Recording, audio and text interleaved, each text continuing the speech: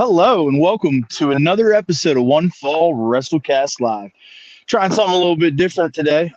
My technology is still just not working. So here's Tom and I. I'm outside. I'm on my cell phone. So if it sucks, I apologize. But yeah, Forbidden Door was a thing. I didn't watch it, but I'm sure we're still going to talk about it. Paul Heyman does not acknowledge Solo as his tribal chief. A lot went into that, I guess. So we're gonna get into some nuts and bolts on some things, and yeah, should be a good time. So let's have at it.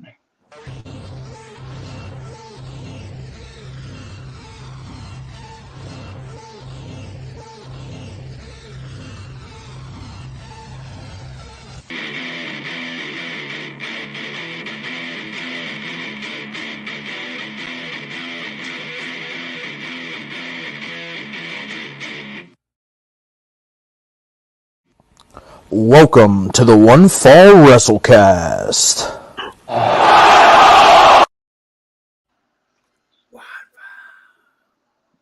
What's up, buddy? How are you?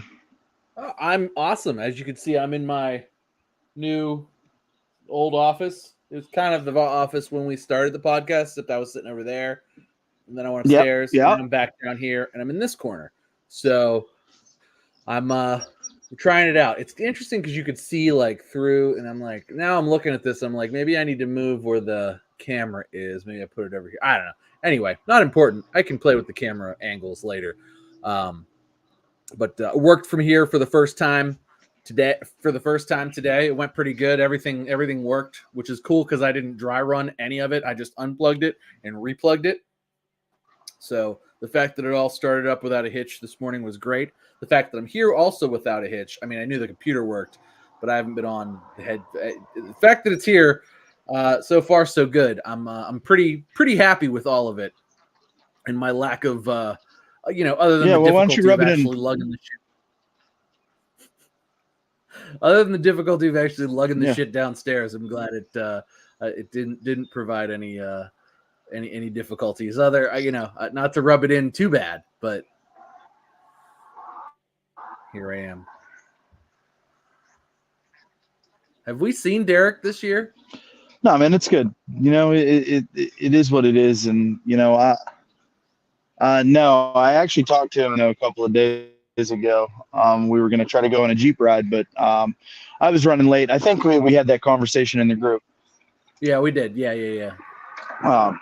Okay, so I was running late, leaving from work that night, and no, it's fine. I mean, it is what it is. It's par for the course. You know what? I will say though, like being on my back deck, and getting to like see the rolling hills here, that's a pretty nice little change of pace from being down in the basement, in the man cave. Yeah, rolling hills are a nice change to like underblock and paint. Can't argue that. Yeah. I did have a casualty. I did have one casualty in moving down here. My Thor poster. No, so I was reminded of. You know what I mean? Yeah. That's really all we can do. See if that's any better here, because felt like I was having some connection issues, so I just switched it on over to the old cellular data. We'll see what happens. Yeah, you look you're actually clearer now. But I wonder if I'm on less. Huh? Am I on less of a delay?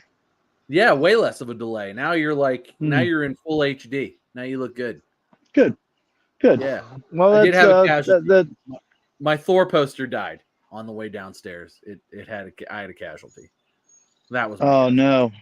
Yeah, it's okay. I already ordered the same one. It'll be right behind. Okay. I already reordered it. It's all good. Well, that's good. That's good. So, hey man. So obviously AEW Forbidden Door was a thing last night. I consider myself a pretty stout professional wrestling fan, and like I just didn't care. I tried really hard this week, and I think by now, the audience knows that I consume wrestling in a different nature than most people do. A lot of times I sit down late at night and whatever's on the DVR is what gets watched. Man, I tried to watch Collision and Dynamite both this week, bro, and like I I don't. It's not that it's me, okay? Like I'm convinced at this point that it's just me, and that's okay. Like I spent the better part of the last 18 months talking about how they were trying to make positive changes and they were trying to do good things, and then it just kind of went to the wayside. Now we're getting this like weird, like we still don't know who we are kind of booking. Like, do we want to be a television show? Because like we get little flashes of vignettes and episodic type things, and then we just get cold dream matches, per Tony Khan's wet dream the night before, which is fun. I mean, sometimes it works out, sometimes it doesn't work out. But then in order to we're oversaturated with talent, but yeah, we want to work with New Japan, we want to work with CMLL, and now New Japan just announced today that the post Forbidden Door that they're going to work on this giant venture called what the fuck was Wrestle Vision. I don't remember what it was, but it's like CMLL, New Japan, AEW, Ring of Honor maybe, and there's like a fifth one that are all going to collaborate to run this big show in the Tokyo Dome. And like, I mean, I'm sure it'll be great, but it's like, why? Well, let me put that into perspective too, because I have thoughts on that, because I saw that too. Forbidden Door had 14 matches on the card. And it was probably 7 hours long, including the pre-show. And then there was the post-show. It started at 6. It went until after 12, and then there was a 90-minute. I didn't watch all of this, by the way. I don't have 7 hours on a Sunday into a Monday morning to watch wrestling. I don't know that we as professional wrestling fans, like, pretty involved pro wrestling fans, have 7 hours on any given week to watch extra wrestling. Well, and it's not just that, like with AEW too, it's not just like with WWE, it's like, okay, you get like a big pay-per-view at SummerSlam and you get, that weekend of WrestleMania. But with AEW, it's like every month there's like a 7-hour pay-per-view, and it's like half of these matches are just like they have like 7 dudes in them or like 8 dudes in them, and it's just like I don't want to watch 4 hours of filler 8-man tag matches. You know what I mean? And I'm in it. And that's really what Forbidden Door felt like. So I didn't watch any of those. I spent about 2 hours cherry picking shows or cherry picking matches and fast forwarding stuff, but it really ended up being it's still a slog. The opening I didn't touch the opening thing, although I read it seemed like the really what they ought to do is if they're going to start it at 6 o'clock and have like a pre-show, I can't remember what they call it, 0 hour. If they're going to have like a 0 hour, they should really just cut all the matches at 0 hour and just start the pay-per-view at 6, and then be done at 10:30 or whatever. Like, it's just not the 0 hour was literally, I mean, it's like watching two bad Sunday night heats back to back. And it's just not, it's not doing their pay-per-view any favors to have. They had Kyle Fletcher squash a guy in 5 minutes, which I guess isn't really a squash match, but they had Kyle Fletcher beat up a guy for 5 minutes in the opening match. Well, I don't know that anything that somebody the stature of Kyle Fletcher could do could be considered a squash match anyways. Well, I mean, he just beat up some no-name talent, though. Like some no-name, Japanese guy that I've never heard of. Maybe other people have. I don't know. There was a payday match. Right, but I'm just saying that, like, it didn't need to be there, and neither did the rest of the 0 hour. Like, it just didn't need, like, if you want to do, okay, we've got a lot of talent, and we've got here, our main card is, I guess, without the 0 hour, that main card is still 10 matches long. This is a lot.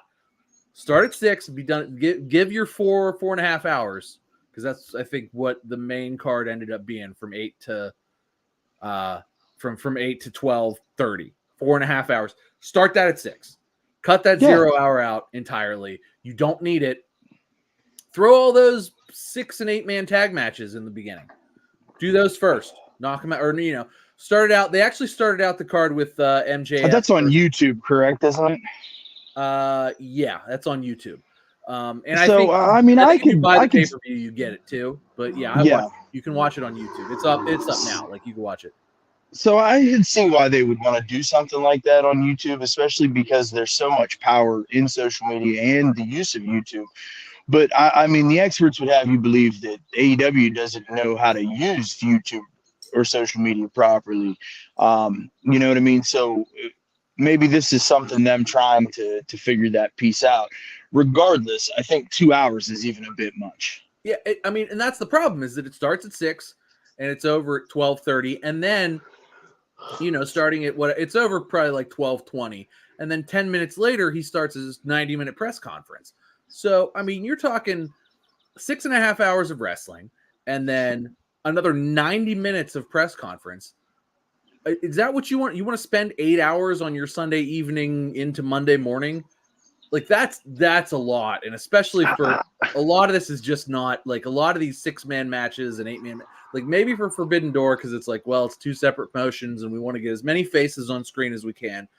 But this is every month, and I'm reminded of it, like, and I feel like I complain about this every month, every time there is one of these things. It's just like there's just so much, and a lot of it is just so many like thrown together people that it's just like there's no story here. We put as many faces in the ring as we could. Thanks for your $60 or $50 plus tax. And it's like, can we just like let's dial it back a little bit. You're doing too much, bro.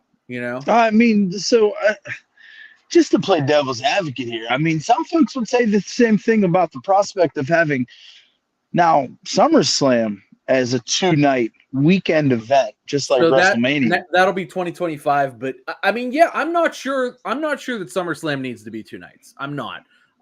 Initially, I'm like, well, I do love the 2 nights of WrestleMania. Yeah, but it makes WrestleMania feel bigger. It makes WrestleMania feel more important. And even like when they initially in 2020 during the pandemic went to 2 nights, it's like, hopefully they don't do this next year.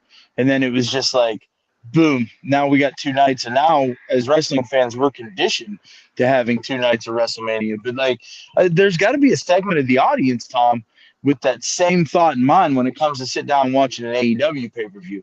Now, let's not forget that in the not-so-distant future, WWE was still running Sunday nights and AEW was running Saturday nights. And somewhere along the line, we got flip-flopped. Yeah. And now WWE's got that primetime Saturday night pay-per-view spot.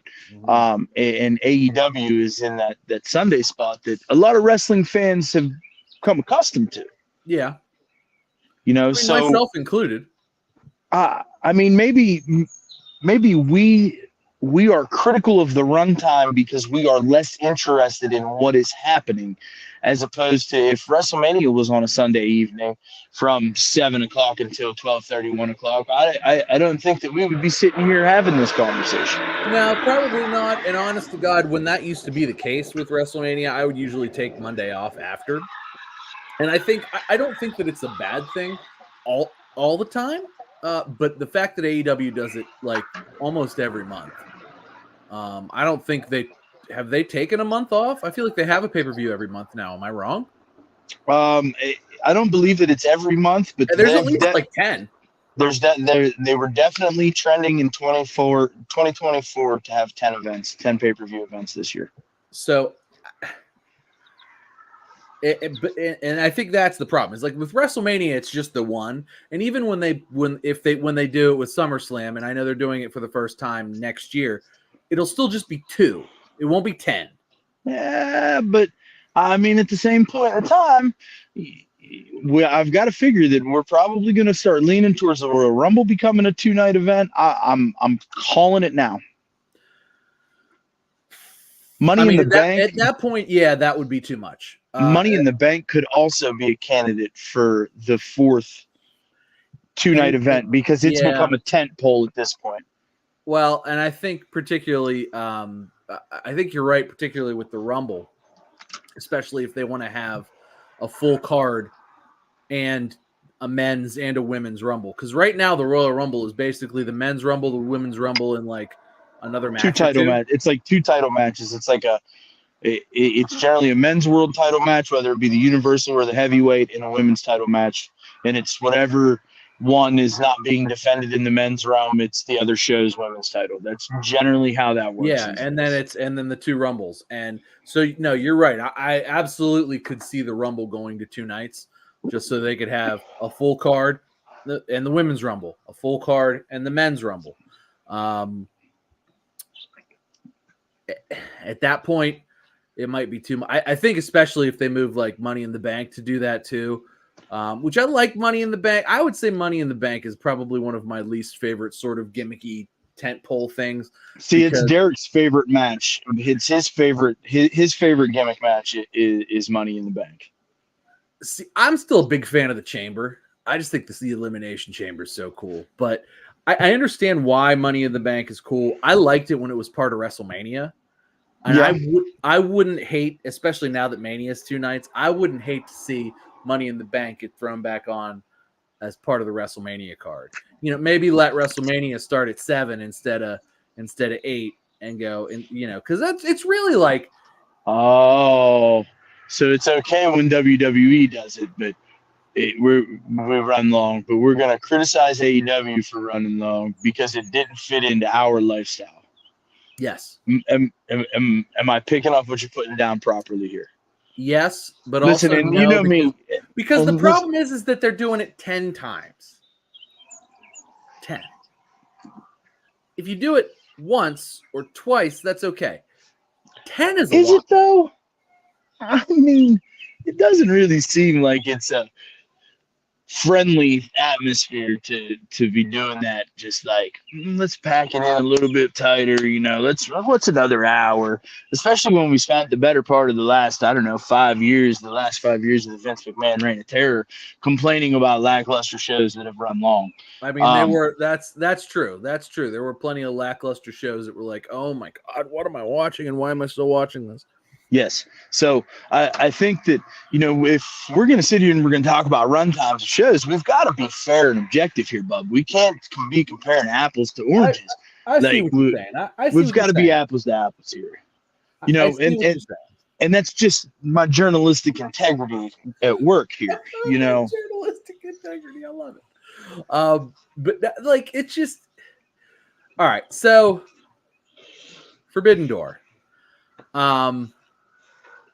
I feel like, okay, so MJF kicked off the show. Watched that match. MJF, great babyface. Although he's a weirdly interesting babyface, and he's the interesting guy. I don't even remember who his opponent was because it doesn't matter. But he underestimated. Huh? No, it was Rouge. It was not Rouge. I thought it was supposed to be Rouge. It was not Rouge. It was some. It was some New Japan guy. Oh, so it was Chooch. Heard. It was gotcha. Chooch. Right. Okay. So, like, the story with this has been that MJF has been underestimating this guy, and MJF did have to fight from underneath, and MJF did a good job. Other nameless guy is a perfectly proficient wrestler, and overall the match was fine. It didn't go too long, didn't go too short. MJF won. He showed that, you know, he had underestimated an opponent and had to fight from underneath and still came out on top. And that was that. And great. It was cool match to kick it off with. You know, they started, the crowd was hot. The crowd, MJF still clearly over, whether he's a babyface or not. MJF still clearly over. Good stuff. Then you had, we had Saraya versus Mariah May. I think this might have been part of the pre-show. Mariah May beat Saraya. Remember when Saraya, aka Paige, was supposed to be a game changer? Yeah. This did nothing really for me. I guess the Mariah May stuff is because she's like, you know, they're telling they're on the long story with this. But you know, Mariah May doesn't even get, and Paige don't even get TV time every week, so you tend to forget about them, and then they come back and you're like, oh yeah. But at least they've I'm sorry. Who? Mariah May and I'm sorry, Saraya. I called her Paige, didn't I? Right. Yeah. So they don't actually get time every week, and this is kind of the like, oh yeah, I forgot about that. But at least they're maintaining some consistency with this storyline. Of nothingness. I mean, it is kind of nothing because it goes away for a month, and then it comes back, and then it goes away for a month. So yeah, but I mean, we get to see Mariah May week after week. I mean, she's with Tony Storm. Yeah. But we don't get to see Saraya, and it's just, I don't know. It's okay. It wasn't egregious, and that's why I watched the match, because I was cherry picking. So let me ask you a question though, since we're on the topic of Saraya and going away for a month and coming back for a month. Do you think maybe that's that Hulk Hogan WCW type contract that she signed with AEW that nobody ever wants to fucking talk about? I mean, maybe. But I feel like Hogan was on TV a lot more than Saraya is. Well, I mean, he absolutely was on TV more than Saraya was, but I'm just like the limited dates thing is the limited dates thing, the part-time thing is a real contract negotiation tactic that I feel like we don't talk about enough. We haven't really talked about it at all since Brock Lesnar was the Universal Champion, because we've got Roman Reigns who was the Universal Champion for almost 3.5 years, and he was a part-timer, but we never complained because there was placeholder for that story. But maybe that's another hurdle that AEW has to deal with. We sit here, we talk about roster bloat. Maybe it's part-time contracts. I mean, it's probably part-time contract bloat also at this point, because you're right. It's just not there. There just isn't. And to be fair, I'm not sure where they'd fit her into shows a lot either. I know she's not always good to go with whatever her health issues are. I know she's not always good to wrestle and be in there. And to be fair, I don't know that you want to just put her on the mic week after week after week after week if she has no real authority. Remember when Paige was the general manager of SmackDown? I do. She was a great general manager. Great general manager, but she had some authority, right? And now she's kind of in and out, and well, she's a wrestler. She's a wrestler again, right? And honestly, I don't know that her health is up there for her to be a full-time wrestler. I would kind of almost rather see her go back to the general manager-esque role and maybe wrestle every great now and then. You know what I mean? Which is what she does now. Mariah May is not forgotten. Hey, look who that is. Look, that's friend of the show, Derek Wright. She's not forgotten. She's and you are listen. You are not forgotten either, friend. Even though you forgot about us, but that's okay. You're here now, and we can just ridicule you through the comments. Yeah, absolutely. But I'm sorry, Tom. I didn't mean to derail you, but I was surprised to see Derek in the comments. So she's $1 million max. Who? Paige? Saraya?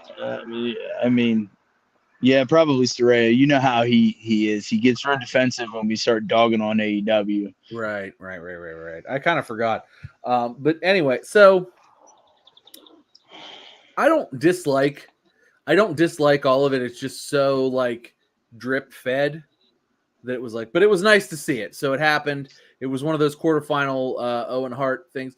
And the fact that we're only at the quarterfinal of the Owen Hart Memorial Tournament on a pay-per-view, to me, struck me as weird. Well, I think the quarterfinal was the start of the tournament. That's not anything special. It's just the start of the tournament. Right. I'm just saying, is it weird to me that they kick it off sort of at a pay-per-view? Tony Khan got to put his autograph on some sort of piece of paper. It may as well be a paycheck. I guess. That to me was just, as far as brackets go, it just felt weird, but it was fine. I'm not complaining, because there were a couple quarterfinal matches on here. Daniel Bryan was in one. That was actually the best match on the card. Or Bryan Danielson. I'm sorry. Thank you. Thank you. Sorry. I'm gonna get you there eventually, bud. That was actually the best match on the card. I'm pretty sure Bryan Danielson is dead set on hurting himself. Well, yeah, because I mean, if he goes out with, an insurance claim, he's going to get paid for the rest of his life. He's not going to have to worry about anything. I guess maybe that's He can just be at home. He can just be at home with Bree, Birdie, and whatever the other kid's name is. Just collect an AEW paychecks for all of eternity. It'd be like Bobby Bonilla Day. And by the way, happy Bobby Bonilla Day. Happy Bobby Bonilla Day. Yeah. What is that? 2035, I think still. Fucking something like that. Something like that. I think that's where it runs out. Man. So. What did he sign? It was a 1995 contract signing, right? Yeah. And it was the 2035. The biggest bust in New York Mets history. Coming off of a stellar season in Pittsburgh, Pennsylvania. Who would have thunk? Crazy. I wish I could get $1 million every July 1st for no reason other than just being me. Just being Walt. Happy Walt Day. I mean, it's crazy. But yeah, I mean, that just seems logical to me at this point in time because, I mean, he's clearly, he's at a place where he's winding down because he's talking about, I don't want to be the world champion the latter stages of my career. I think that, blah, blah, blah, blah, blah. I'm getting old and crotchety and I just want to cut myself and jump off of things. Like, it's just where he's at, man. Yeah, I mean, I get he doesn't wrestle that often, so when he does, it does feel special. And it's always good. He can still he's still great, and when he's given time and a good opponent, it's still great. And he was great, and I thought that match was fun. But it was like that quarterfinal type of deal, and it was like, okay, well, this is part of a tournament, which, as we've discussed before, I need to be open minded to because yes, while it's a cold match, it's part of a sports-based product. And there's nobody more sports-based than Bryan Danielson. And it was good. So that was cool. Now, Jon Moxley versus Naito was not that was bad. I watched it expecting more. Well, I mean, Naito's pushing 50. It was bad. It was legitimately bad. It was a very bad match. I would give it a D minus. I would give it a 60%. It was not good. What do you know what Dave rated it by chance? I didn't look. I'm sure Dave loved it, but you should listen. You should look it up because that's the type of stat that I would look up right now. But I'm not in the office. I don't know that Dave has given his ratings for this, but hold on. Let's see. Mox, Naito, Meltzer rating. Because I'm sure that it was the thing that Dave Meltzer wet dreams are made of. I feel like that is above and beyond anything that Dave Meltzer could ever hope for in the entirety of his life. He hasn't given the ratings yet. So he hasn't released them yet. Okay. Yeah. Okay. He's probably good. It'll probably get 6 stars. Okay. Well, it was garbage because nobody sold anything. The match never escalated anywhere. Moxley looked frustrated the whole time. It kind of maybe he was.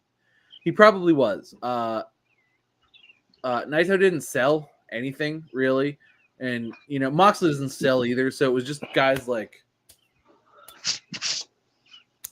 So they're just beating the shit out of each other and trying to get the other one to let somebody get over. And Naito's fucking a top tier star in New Japan, and Moxley is who Moxley is, and I'm sure that's probably that there was probably some quote unquote creative differences behind the scenes if that's how you're feeling.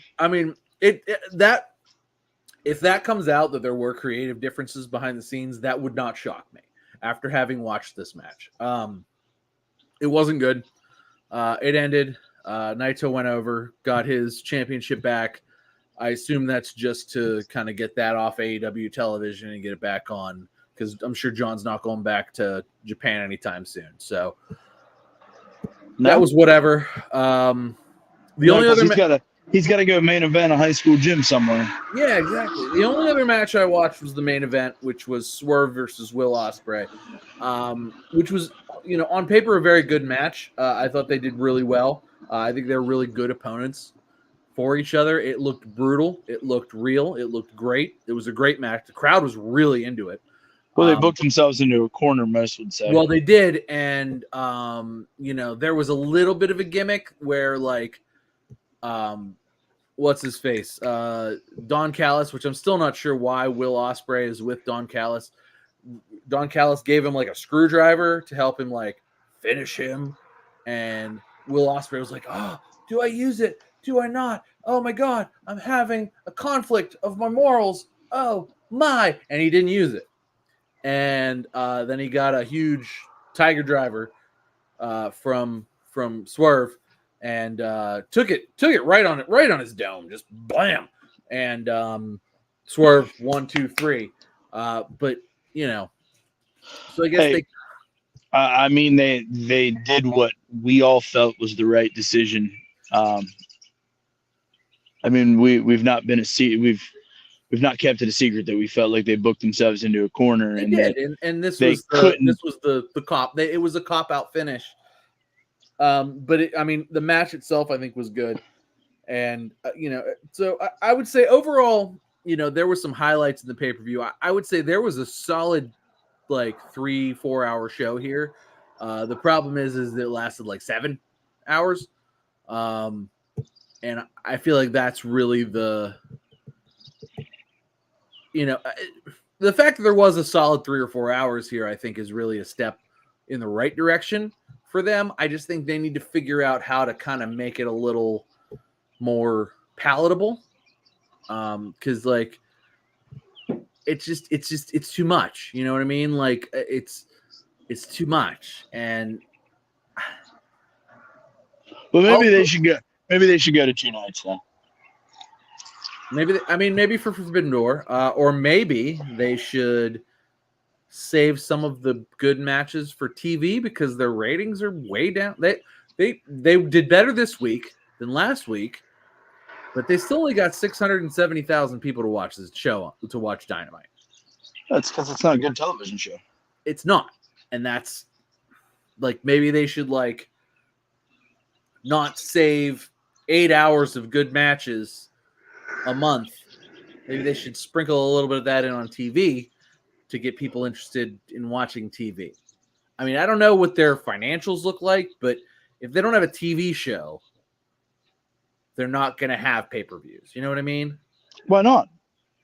I mean, I guess they could. I don't know, but like, if they don't have a TV show, like then they're the NWA, and they're Ring of Honor. Is that what they want to be? I don't know what they want to be. I don't think they know what they want to be. I've been saying that for 5 years. I don't know that they want to be. This was like the most, I'm not sure what they want to be show. Like this was like the most, I don't know what they were trying to do here. Kind of like month really for AEW is that like, because their whole month has been pretty weak. If I'm being honest. And then it doesn't matter because Forbidden Door's in the rearview mirror, and now come Wednesday, all we have to concern ourselves with is here comes the money. Honestly, interested in that. I don't hate it. I mean, man. Interested in that.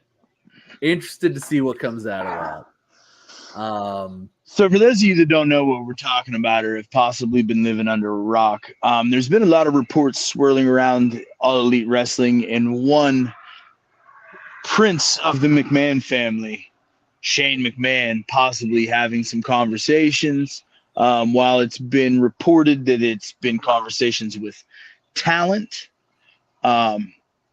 somehow or another, talent translates into Tony Khan. Tony Khan probably got a little chubby chub, snorted a line, Shane O'Mac, man, let me tell you what we're gonna do here, man. I got it all figured out. We'll come out, we'll hit you with the here comes the money, right? And then all of a sudden, CEO, CEO, CEO, and then Mercedes Moné comes out and joins you, and it's just this whole money collaboration takes over AEW from WWE, and it's just the greatest thing ever. You understand what I'm saying? Interested. I'm not. I don't think that Shane McMahon. I think that Shane McMahon could probably infuse. He could probably be a voice that needs to be heard. Well, I mean, at the same point in time, that's fair. But, you know, we're talking about the guy that was given a little bit of creative control a couple of years ago, you know, creative influence within the company. As, you know, we all started to suspect that Vince McMahon was starting to slow down. And then he booked himself to get over in the Royal Rumble and pissed everybody off. So, like, I mean, I'm not saying that Shane might not piss everybody off in AEW. yeah, it'd be CM Punk situation all over again. Except instead of choking guys a little bit, you're going to be getting letters from lawyers. Yeah. I just choked a guy a little bit. It's weird that he choked a guy a little bit and didn't get a letter from a lawyer for that. But I'm interested to see what will happen with that, because I do think there'll be a spark of like fresh, right? That's what it'll be. It'll be a spark of fresh until everybody turns on Shane. Yeah, just like with, you know, Ricochet comes in and, you know, and there'll be a spark of fresh. And then next thing you know, he'll not be on television just like everybody else that is gone there. Yeah. With hopes of greener pastures. It just continues to be a problem.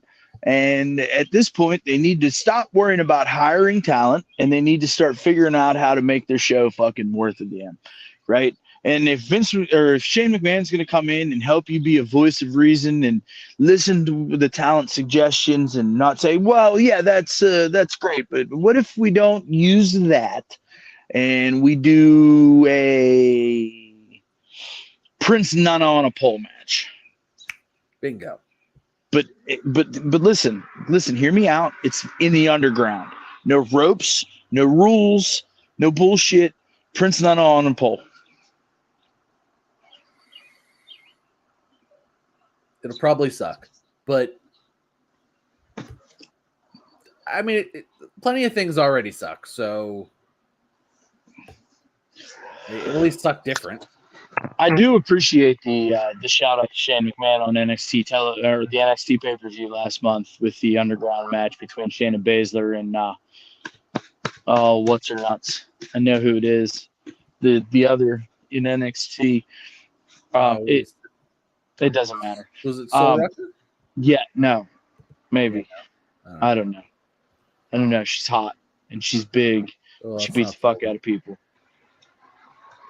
Regardless. Anyway. Yeah. But I do.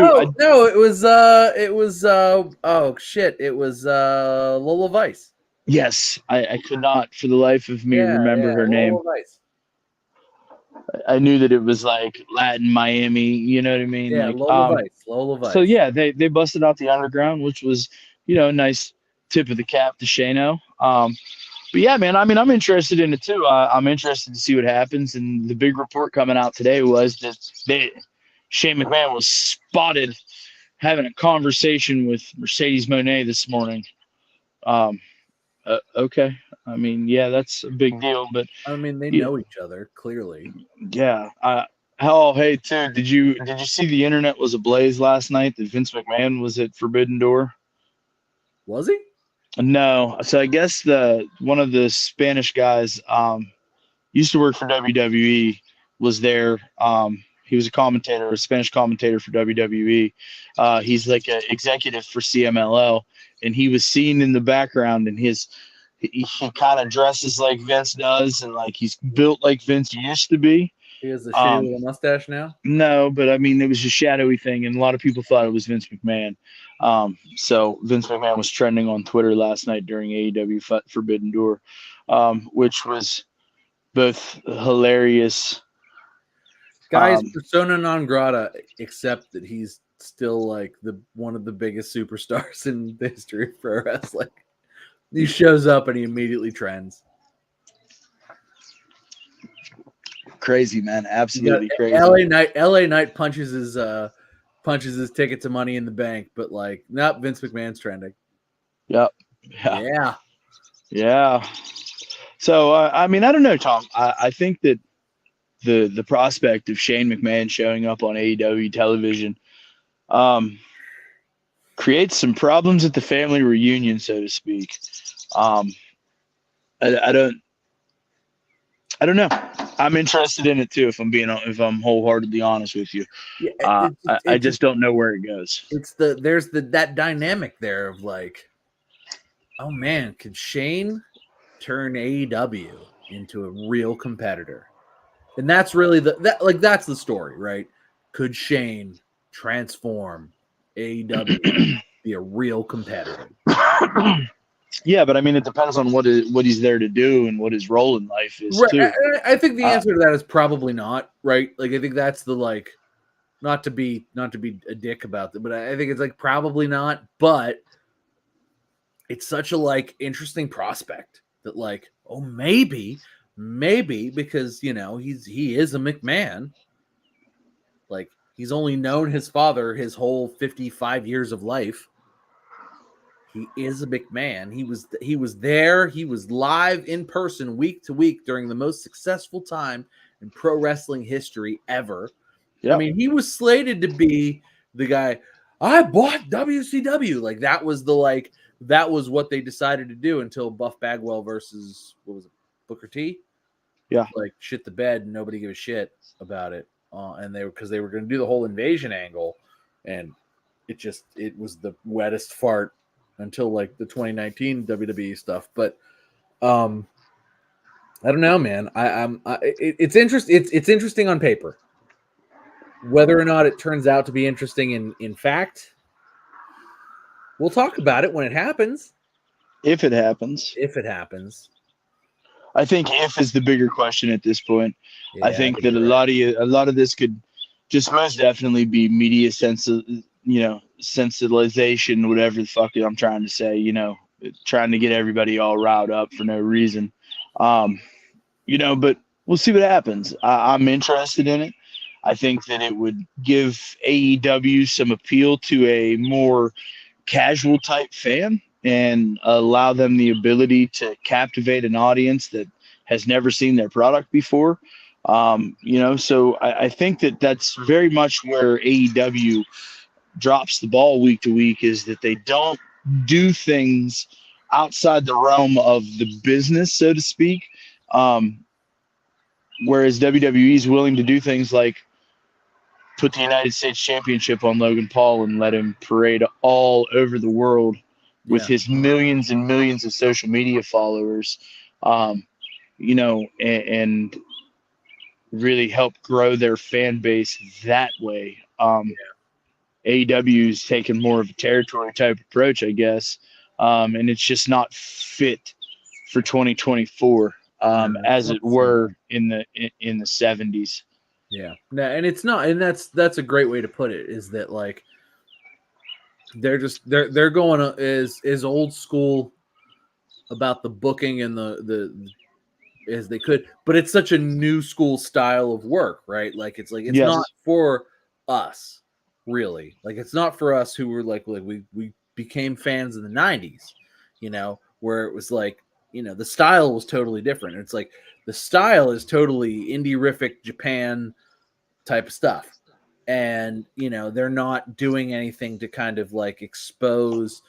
They also don't have the best of those guys. Now they're working on it because they're going to have Ricochet, who is the best of those guys. They've got Will allegedly. Ospreay. Allegedly, right? They've got Will Ospreay, who is the best of those kind of guys. So I hope they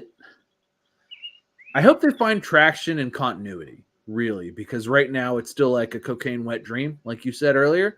And that doesn't work for everybody. It doesn't work for me, No, and I don't think that it works for a large segment of the pro wrestling audience, which is why we have this problem to begin with. Because, I think that we've gone at great lengths to explain how we want AEW to be successful and to be around for a long time, because it makes pro wrestling better. It makes the wrestling space better. It makes our fandom better. And it has. It's just like they haven't given us something else to watch. You know what I mean? Right. And you know, I try to find silver linings in why AEW is better or different than, and then it just always seems to just peter out. Yeah. Like, it seems like they find a personality, and then next thing you know, it's just Yeah. And I don't know. I really hope that they're able to solidify that and get that worked out, so that we, the wrestling fan,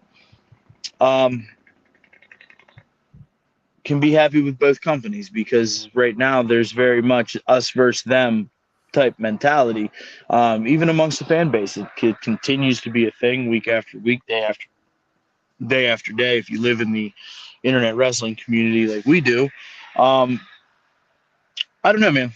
It's just continuity is the big piece, and I think that, you know, they've done a lot of things to add a lot of smart people around Tony Khan to help make this something that it's not, and that it most definitely could be.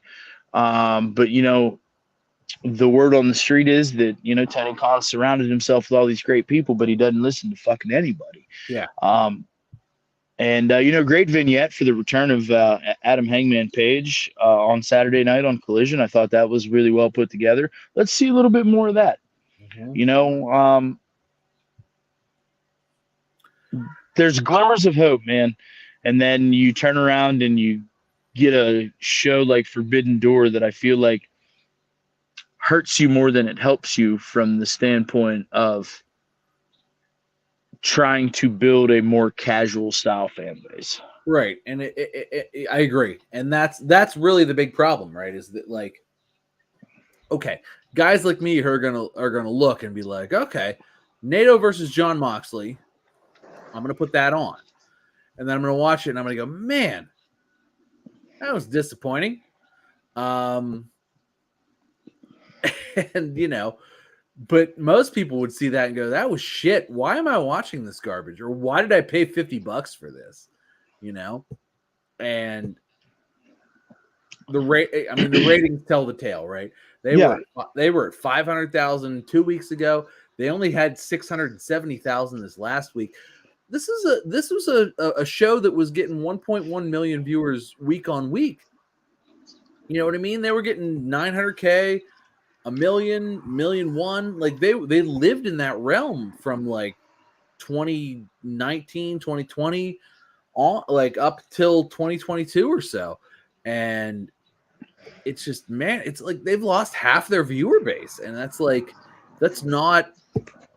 they've lost half their viewer base. And if reports of backstage stuff is to be believed, like AEW was booked like months and weeks and months out before, and now it seems to be like week to week, night to night almost, which harkens back to what 2019 WWE was. Yes. When Vince McMahon would show up at 5:00 and rip up a script for SmackDown and rewrite every match. And you know, you can't do that. That's just not how television works. You can't expect to put on a consistently good television product week to week if you're going out there at let's say he starts working on it at noon, you know, on a Wednesday.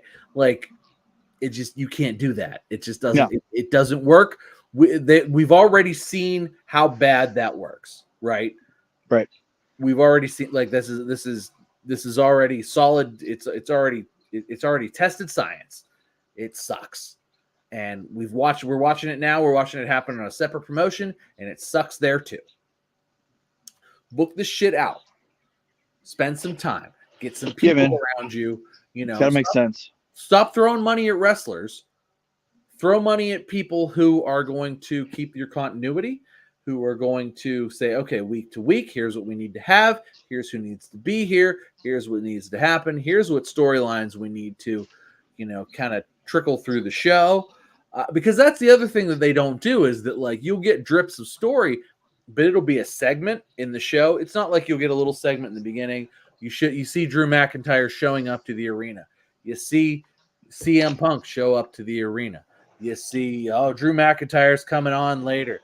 You see Drew McIntyre show up. You see CM Punk show up. Like, it's not little drip feeds through the show. It's just, all right, here's your segment and go. All right, that's over. We're not going to hear from these people again tonight, kind of a thing. Like, it works better to, like, weave the continuity within the show as well, because it keeps the show, it keeps my dumb ass engaged, right? Yeah. Oh, right, he's here, I forgot. Like, that kind of thing. Like, it keeps my dumb ass involved. And it keeps the fans in the arena involved. And we've been to AEW shows. We know they're great. They're a great live show. Justin Roberts, I think, does a phenomenal job keeping the audience in the show. And he is really to be commended. But, like, this man is Justin Roberts is fighting an uphill battle here. And what Justin Roberts is doing in the ring to kind of make sure the arena is into it needs to be woven into what's happening in the live on TV. Right? They'll be making their fall reappearance in the Pittsburgh area here in the next couple of short months for probably a Collision taping. Mm-hmm. I would be interested. I think that we need to try to attend that. Maybe if it's just the two of us, just to see what that feels like with the lessened audience presence that used to exist at an AEW show. I agree, and if they're gonna keep the cheap seats closed off like they were, and it's like, well, you got to spend $80 for a ticket. I'm fine with spending $80 for one ticket for myself, and you spending one for yourself, and us going together. We can't bring a crowd with us, and I think that's another problem that they're having, is that they're pricing themselves out of, like, just being a, like, they're pricing us. They're pricing themselves into the fans that actually want to be there, as opposed to the families that are looking for things to do. Like, my kid and I love sitting down, and now a lot of times he uses watching wrestling with me as a stall tactic for going to bed. Sure. But we enjoy that time. However short-lived that it is. Certain stall tactics are okay. Yeah.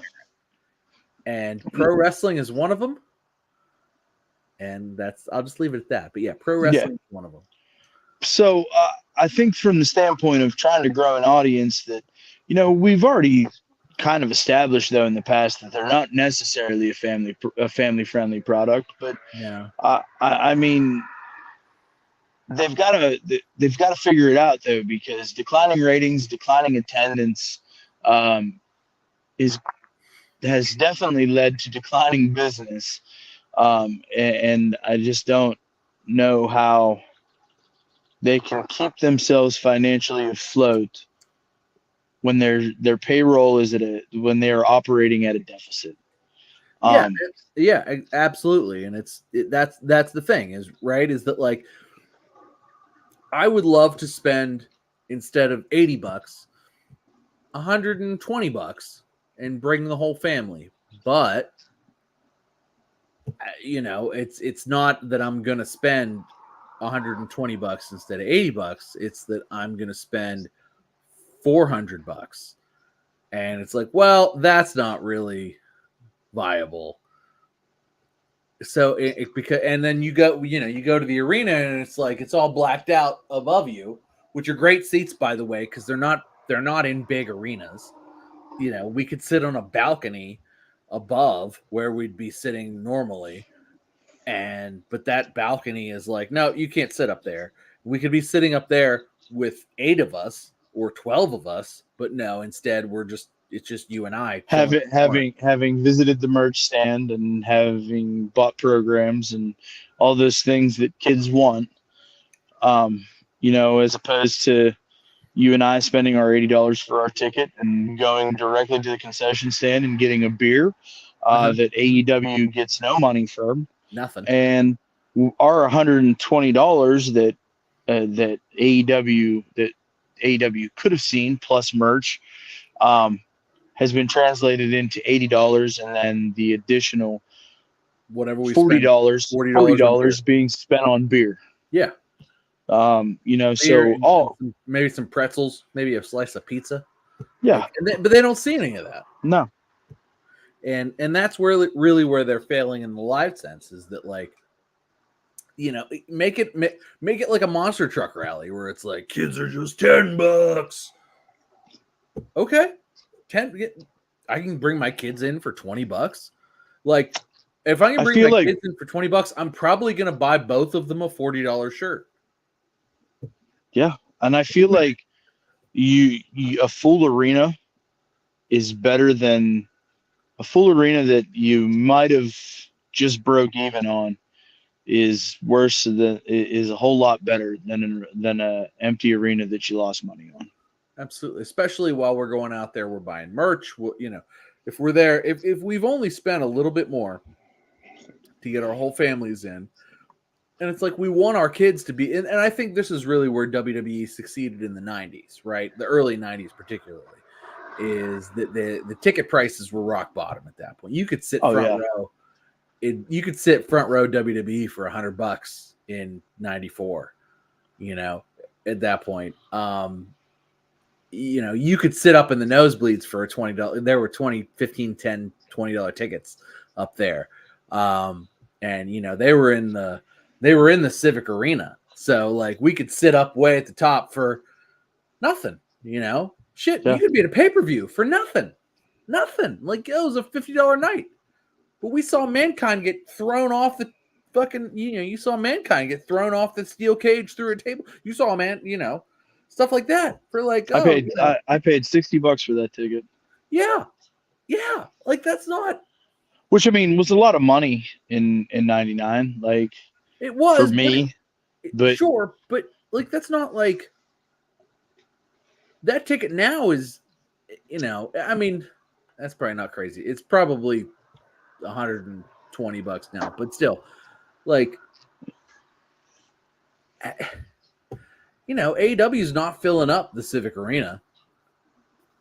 No, they can't even fill up fucking the Peterson Event Center. They can't. Yeah, that's the thing. The people are walking up Peterson Event Center that day. They're giving away tickets, not to us, but like. Well, they did that first time. Yeah, well, yeah, you're right. They moved us up to like, oh, hey, you guys want to sit like, and so you can see where Mark Madden's sitting? He paid a lot of money for that seat. We paid $50 a ticket. I don't know. I don't get it. They're pricing out the fresh fans who need to see the live show. Yes. And they're making it like it's not good enough on TV for me to want to spend exorbitant amounts of money to go see it either. Right. Like, it's for me to go and like sit close. Like, I'll just watch this on TV. It'll be fine. Science experiment, though. Next time they're in town, that's on the yeah, let's do it. Let's go. I mean, yeah, let's just go and let's see, because we've been to a few of the earlier show back, especially back when WWE sucked. Those were what, 2020, 2021 shows? Yeah. Like, let's go and see what it's like live, and maybe it's still great live. I hope so. That'd be awesome. Yeah, I mean, I'm sure that it can't not be good. I mean, but it's just everything's not the same, And I think that's where the struggle lies. Give me 1 second. You can keep talking though. I mean, to be fair, let's see how much. Let's look at the card. Let's see what happened. See what we're looking at here. Really, if I could see MJF, that's what I want to see. As I want to hang out with MJF. Did you just light a fire? What's going on? I did light a fire. All right, cool. I like it. I actually appreciate it. I like it better. I like how I look. I'm actually really liking the lighting that I've got going on here in the dark. Sort of. It's not dark, but could maybe use a little more light. One more light, but I've got more. You need one that comes up from underneath of you to illuminate you from below. Yeah. I gotta figure that out. I'll figure it out. I got lights I can clamp to shit. Maybe I'll just clamp one that like sits underneath and just has an underglow. I think that'll be cool. Yeah. I can do that. Kind of like my fire here. Exactly. I can do that. I mean, it's like a fever dream going on back there, but I mean, I got to work with what I got, man. I mean, it's actually kind of cool. It's flickering. It looks good. Is it Well, real fire? Is it propane? What is it? I have a propane fire pit out Okay, here cool. that my phone holder is actually suction cup to, so that I can go hands free here. Well, I hope you don't melt the phone or the cover. Yeah, we're good. It's far enough away, and there's no wind right now on the deck, so it's working out pretty well. Oh, no, fair enough. So we're gonna go ahead. We're gonna use the fire, and we're just gonna go ahead and turn the heat up a little bit here. Kind of shift gears away from AEW, and I want to get into some things that happened on the other side of the coin this week. Specifically, the Tribal Chief acknowledgement ceremony that happened on Friday Night SmackDown. Have you seen this? I have. Um, Poor Paul. they did. I was worried for Paul's life. I was too. Those deviants. They did a really, really good job with the quote unquote new bloodline this week. As far as like opening the show with them storming the ring, and the whole pull apart thing, and then the middle segment with Solo and Paul, and he's like, "Hey, you are my wise man. I listen to you. He's too dangerous. He's not around." And then the whole thing at the end, and then the internet would have you believe that 58-year-old Paul Heyman that took the Shield triple powerbomb through the table on Friday night had not slept in almost 36 hours, so that he was visibly distraught for the segment. Haggard. That's why Paul Heyman is the fucking GOAT. Paul looked like shit. He did look like shit, and I mean that in the most complimentary of ways. Like he looked exactly how he ought to have looked for that. Like, I can't believe how, man, we were just talking about continuity, and like, man, like the story just Paul Heyman tells with what he looks like, right? Like, remember when Paul like just stopped dyeing his hair for a little bit and he was just like fucking gray, like up, but it was like a line. It was like, I can't like. Yeah, when him and Roman were on the outs and Brock Lesnar was in the mix, and he was kind of trailing Brock Lesnar around, and like Paul is like, man, you want to talk about a guy that's committed? Like, just the commitment is just. I watched it on Friday, going, man, like Paul is. He's doing like, it's almost like he's doing too much. Like, this is just pro wrestling, and Paul's like doing Shakespeare, right? Like everybody else is playing checkers. Paul Heyman's playing chess, and yeah, SmackDown. This was one of the better SmackDown shows of this year, if not the best of 2024. the matches were great. That final segment was great. Well, the matches were great because they were all like Money in the Bank qualifying type matches, right? Yes. So it was like there were stakes, and like there was already kind of bad blood between all the opponents already, which is great. And then you had this bloodline stuff intertwined, like just woven through the whole thing in and of itself. And it's sort of like, it's like a masterclass of what AEW ought to be trying to do, right? Yes. Where it's like they should be having like, have your sports-based thing where it's good. You got your tournaments, you got your, whatever. But also weave this storyline that is like earworm, like, well, I got to see what happens next with that. And then it's like, well, but I'm going to stick around for the tournament matches, right? Like, I got to know what's happening with the bloodline, but also I want to see if LA Knight gets to be in the Money in the Bank qualifying match. Like, right? Like, that's like, I'm watching for multiple reasons, and I'm paid off in all of the ways. And it's like, my dopamine is just like beep, beep, beep, beep, beep, beep, beep, beep. And it's almost like you remember Triple H has often talked about, back in the attitude era, man, we all had storylines, and whether they were big or they were small, and they all mattered, and everybody cared about everybody. Like, like the fans cared about everybody and wanted to, the Triple H is very much, I feel like, booking things the way that he sees how the product should be. And it's pretty fucking dope, man.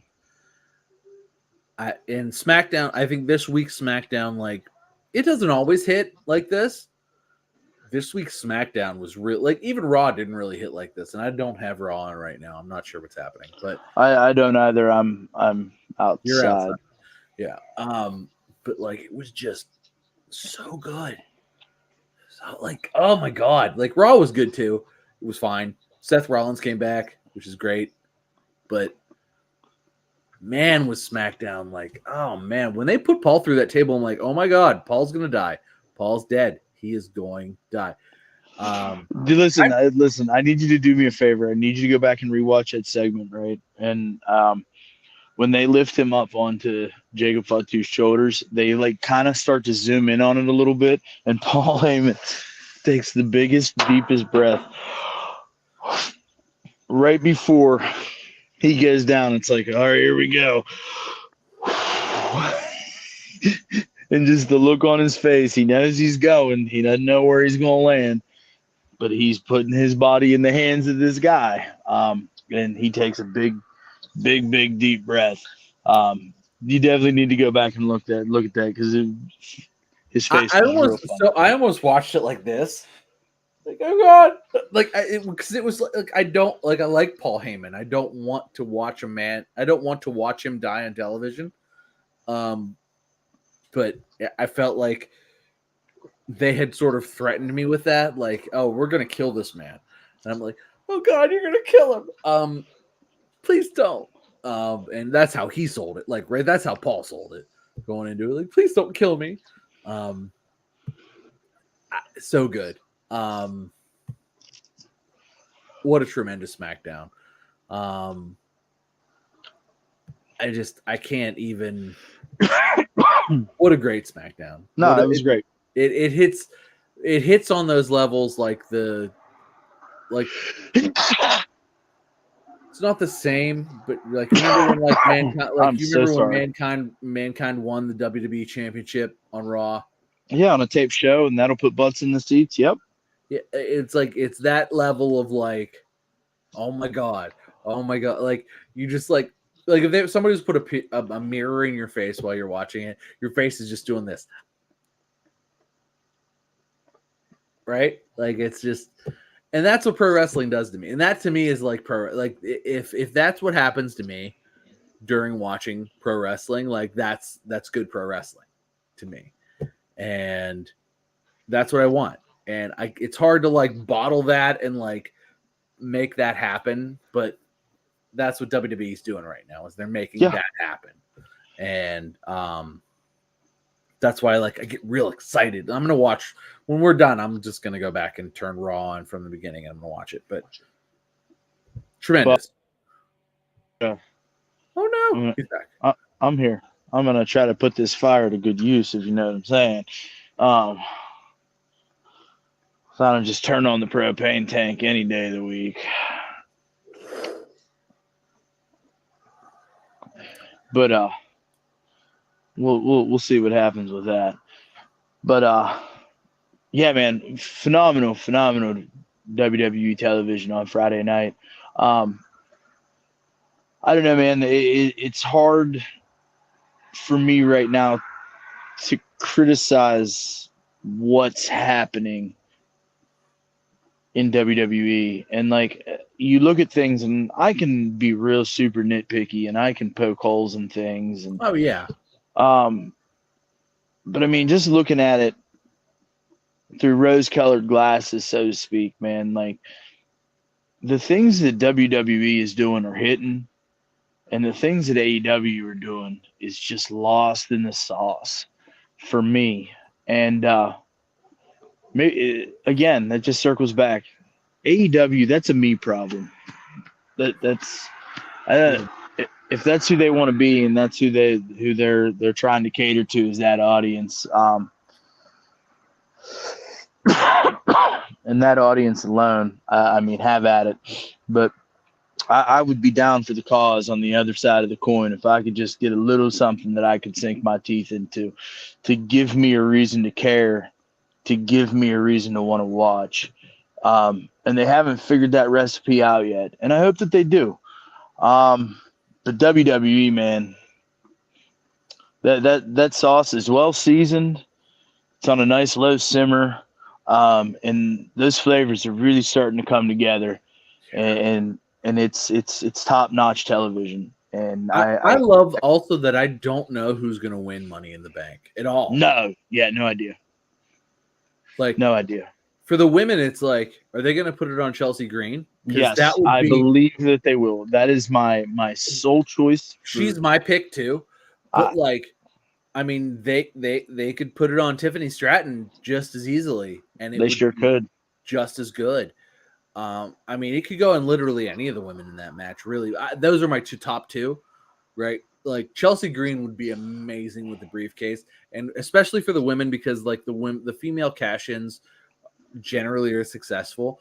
Yes. You could see Chelsea Green cash in and lose, but she could also hold it for 6 months and like fake cash in a bunch of times and then lose on the final. Like it would be like that.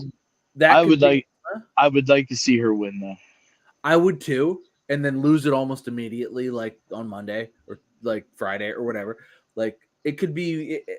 There's so much good with that. Same like, but Tiffany Stratton too. Like that could like skyrocket her to like superstardom status. And there's just so many ways that could go. And listen, her pop on Friday in Madison Square Garden when her music hit, it's Tiffy time.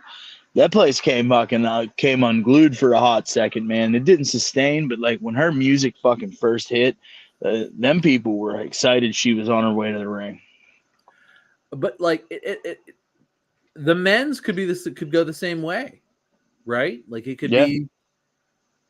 I'm just it's been a long time since it's not been predictable at this point for who's going to win Money in the Bank, and now I'm super interested to see who does it. And let's fucking go. Let's fucking go. Hey, so I saw this thing on the internet. And I don't think that it's probable, right? But I think that it's logical. And I want to discuss it. So, what if Survivor Series War Games, right? You get the new bloodline versus the Paul Heyman guys, which is Brock Lesnar, Roman Reigns, CM Punk, and then there's got to be somebody else that people consider to be a Paul Heyman guy behind the scenes that could fit into that inside of War Games at Survivor Series.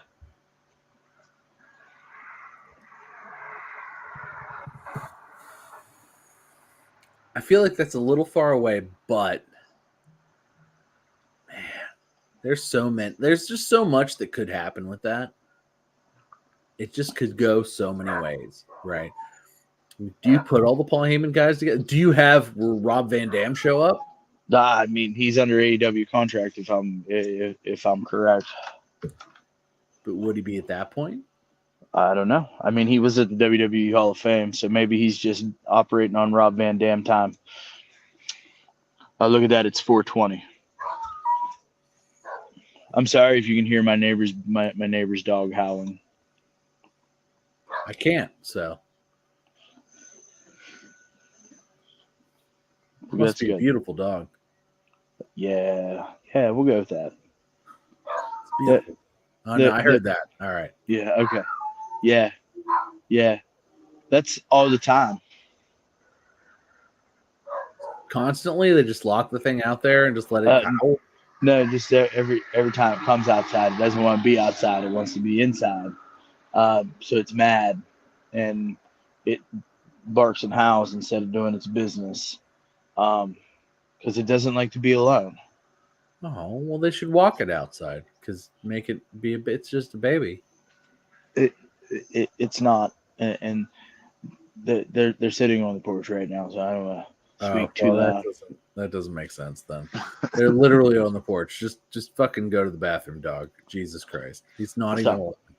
He's not. He's probably within walking distance of his people.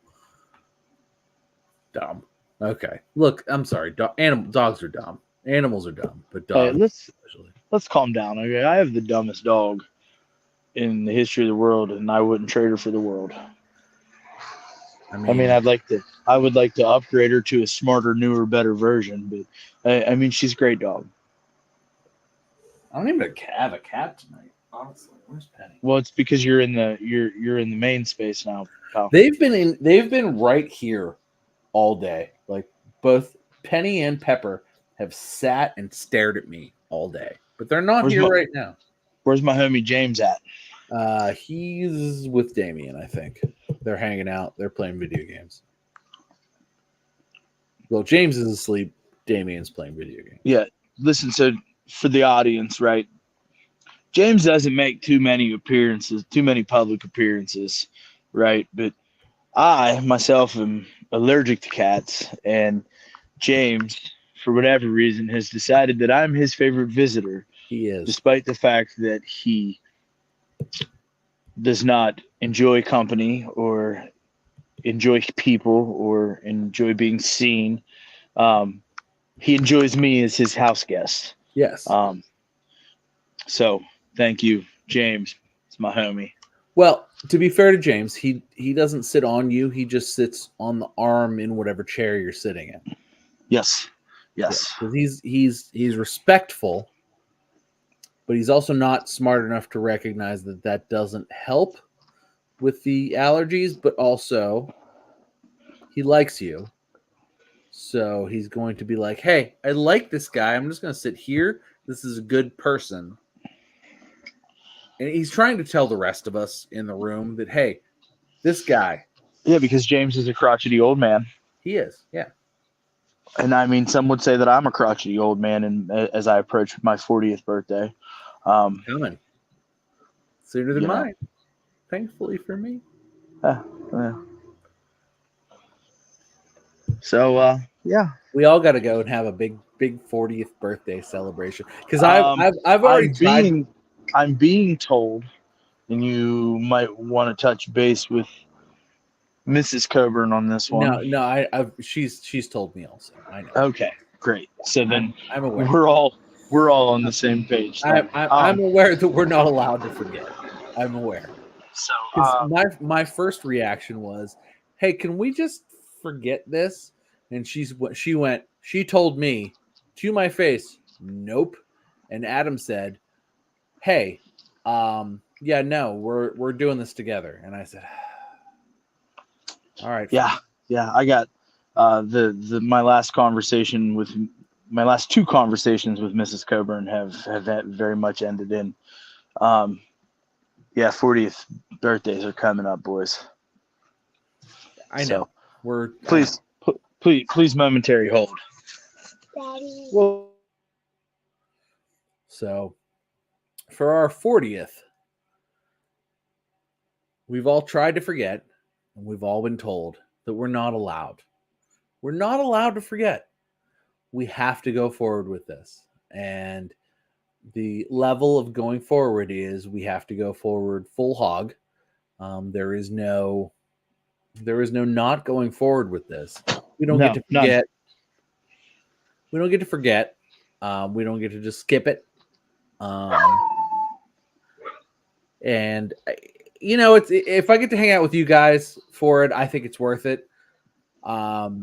Otherwise, if I had to do it by myself, I feel like I would be like, no. No. See, man, listen, We have to I do don't it. have that down and out about hitting 40, bro. I'm hitting my lifetime prime, bro. I'm in the most formidable years of my life right now, getting ready to hit 40. I'm excited for what is on the horizon in the 40s, bro. I'm not there yet, but I'm trying. I'm really trying. I'm being coached. I've got a lot of great support for it, but I'm still not like.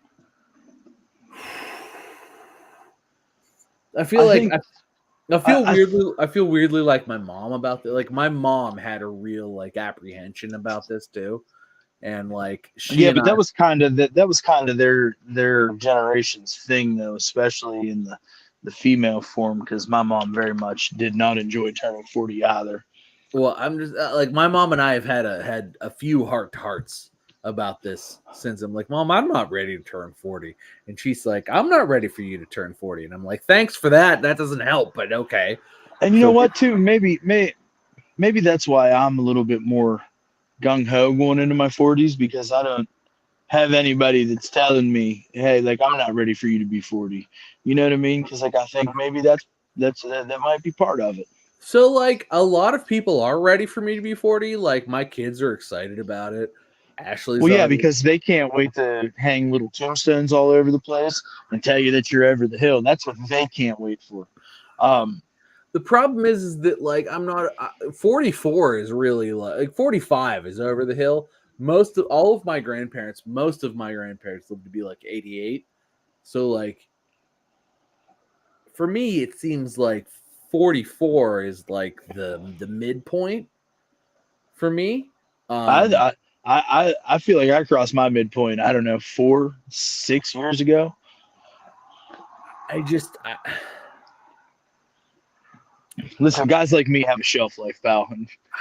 No, I'm not ready. No, you have to outlive me. Please don't. Please don't. Like, I'm not. Look, to me, like, I don't want to. I really don't want to hit 80. I don't want to see 80. I don't. But that's good God. We have to vote for a I, guy who's going to be I'd 80. be I'd be good to I'd be good to go. 65, I'd be good to go. My kids would both be adults. I'd be good. I, I did my job. I would be okay with 80. I feel like 80 would be good. I'll be good at 80. 80 is like just fucking 75. Fuck it. 75. Like, just 75 is good. Like, I've seen what happens after that. Like, I feel like everybody I've known up to 75 has been like really, really cool. Like, 75 is like, well, we're slowing down a little bit. You know what? It's like, I'm still good. I'm good. I'm good. I'm good. And then, like, after 75, it's like, if I just was like, it's 76, I feel like that's okay. Maybe I'll start doing heroin at 75. Just fucking like. Listen, pal. Like it's just all about just getting there. It's just all about how you look at the angles, man. Like I'm excited for what 40 is gonna bring, and I think you should be too, bud. I think 40 is going to be great. Like, You know what else I need you to be excited for? Huh? Do you know what else I need you to be excited for? what? I What do need you you to be excited to tell me what your favorite match of the week was.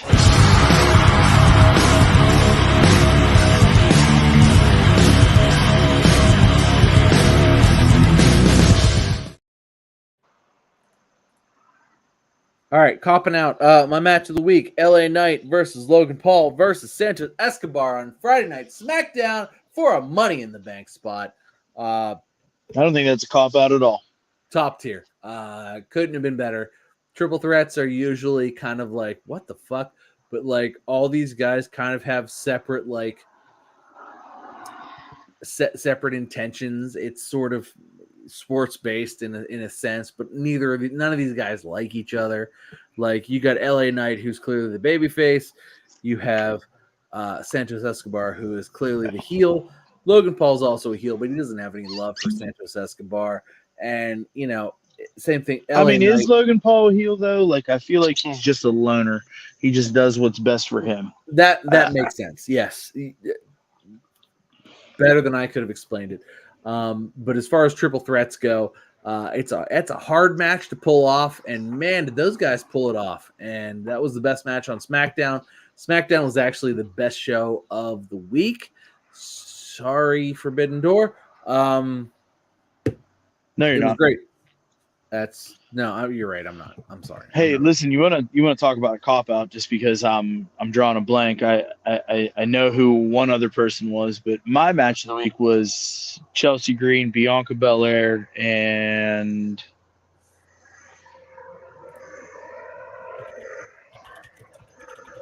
Michin.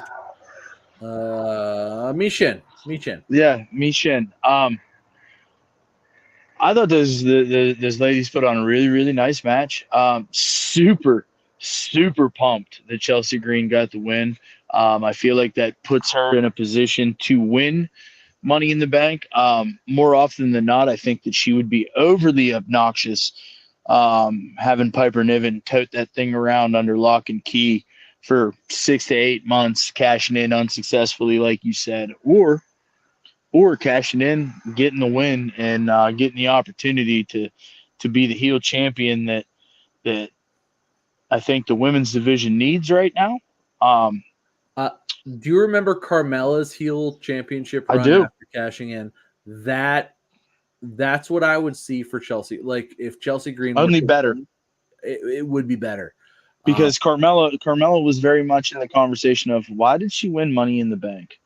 You know, and like there'd be a segment of the audience that'd be like, "Oh my god, I can't believe that Bianca Belair didn't win Money in the Bank."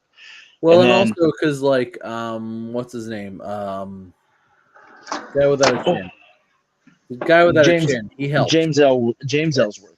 Ellsworth. Yeah, he helped, and then they had to redo it on Monday because like everybody hated it so much, and Carmella won like straight. So yeah, there was like an asterisk there.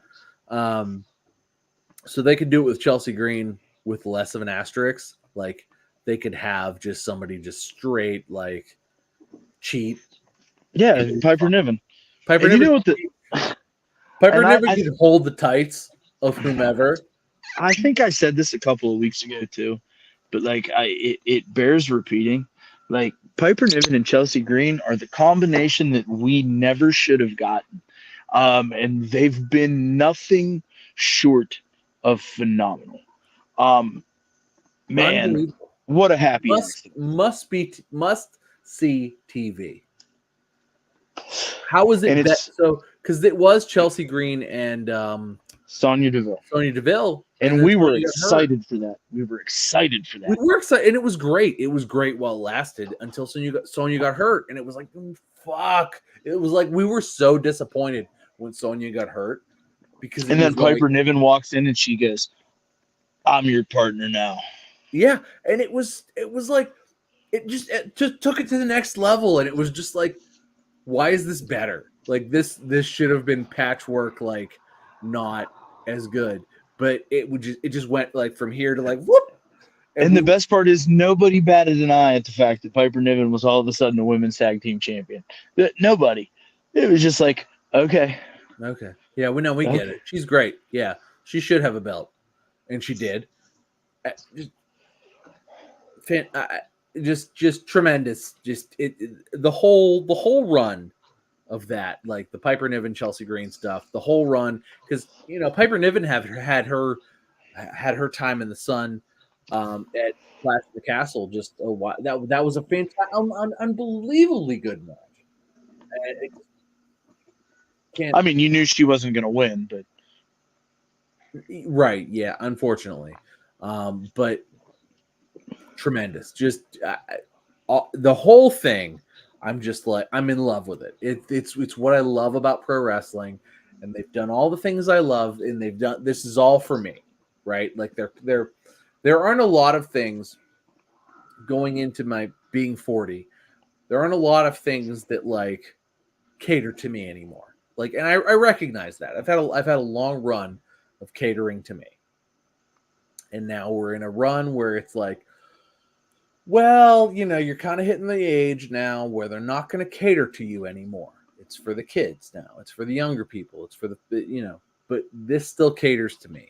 And this is like just, it's been perfect. More perfect than I even expected. And Absolutely. Listen, to kind of put a bow on today's show, man, like I really hope that AEW gets their shit together. Because they got a lot of people that I enjoy watching. Britt Baker's back. Love Britt. I did see that Britt Baker's back. Thank God the DMD's back. They've got a lot of people on that side of the equation that I like to watch. And I want to see them do big things. And I just don't care right now. And I think that that's the majority of pro wrestling fans. I think the minority is who is engaged in all of the negative WWE tribalism and the ability to talk about how great AEW is whenever it's really hard to find any silver linings in what they're doing at all. Forbidden Door's hard. And there's a small segment of the audience that they cater to with that show, and I think that that's fucking phenomenal. Great, it's great, but it's a hard couple of months to watch. But I think too that they need to start understanding a little bit better and living in a world where they cater to a more casual type of fan, or they're not long for this world, and that's going to be disappointing because a lot of people that I enjoy consuming are going to be unemployed. And they're the type of people that will never end up in WWE that I enjoy watching. So if they get their shit together, I hope if that means Shane McMahon or Ricochet or whoever Tony Khan wants to pay millions and millions of dollars to next. Or a combination of a few. It's probably the case, right? A combination of a few. I just hope that we can just put down the tutor for like 15 or 20 minutes and just have a serious conversation about what booking needs to look like. And somebody needs to understand that they have to say fucking no every once in a while. Amen. And I think that the product will not suffer. It will be greatly more engaging and far, far more entertaining than it currently sits today. And that'll be great for them. And it'll be great for us. So, if you're still hanging out with us, man, thank you so very much. I really like the outdoor setup for the summer. I think this might be a thing, Tom. I don't see why not. I really think this might be a shift thing. Where my camera is at some point, but I'll figure it out. Man, this has been pretty dope. Like, I watched the sunset right over here and got to talk about wrestling, hung out with my buddy. It is a beautiful night too. Like it's beautiful out right now. And then there's like right here in front of me, like is like the rolling hills and the sunset's like right here. It's my little slice of heaven from this corner of the deck. Man, Damien's what a dope night. What's up, bud? What a dope night. And I'm glad we got to fucking talk about something that we enjoy and got to spend some time together. You know what I mean? We got to watch wrestling this week. It was great. Yeah, it's a good week. Next week, I'll even have my office even be more set up. Hey, and you know what? Derek was here today too. He was for a hot minute at 8:50 and 8:51. So man, I miss that guy. I really hope he gets his studio situation figured out, and we can have him back on the show. That would I feel like I had to just like set Derek up in here somewhere, maybe like back there, right there. Just he could come. We could. Yeah, he could come here every Monday, bro, and we could do it from the basement in the fucking. Hey, there you go. On the couch in the real studio. I don't. That. Cool I don't care. You know what I mean? Like, he could come here. In fact, that'd be cool. What if he was like at a different spot every week? What if he was at your house one day and then at my house another day and then like in his own house sometimes, and then like he rotated. What if he was like a traveling? That'd Yeah. be cool. It'd be dope. It'd be I, great. I would just I think we should do that. I would just enjoy to have him back on the show. Amen. And I'm not even religious. Amen. I hope he understands that. So hopefully he gets his studio situation figured out pretty quickly here, because it's been a long. We're now July 1st, man. Happy fucking Independence Day, America. It's been a long 6 months without our little buddy. I gotta go blow up some shit on Wednesday. Actually, what's he made? What's he made? One appearance in 2024. Two. Does tonight count? No, tonight doesn't count. But he's made 2 appearances. Okay. Let's shoot for number 3. Hell yeah. Hey, yeah. Hey, check us out over on Twitter and Instagram at @1_FallWC. That's ONE. And if you're listening to us anytime, anywhere, we appreciate you. With all that being said, thanks for hanging out. It's all love. We'll catch you next week. I said we'll catch you next week. One Fall WrestleCast.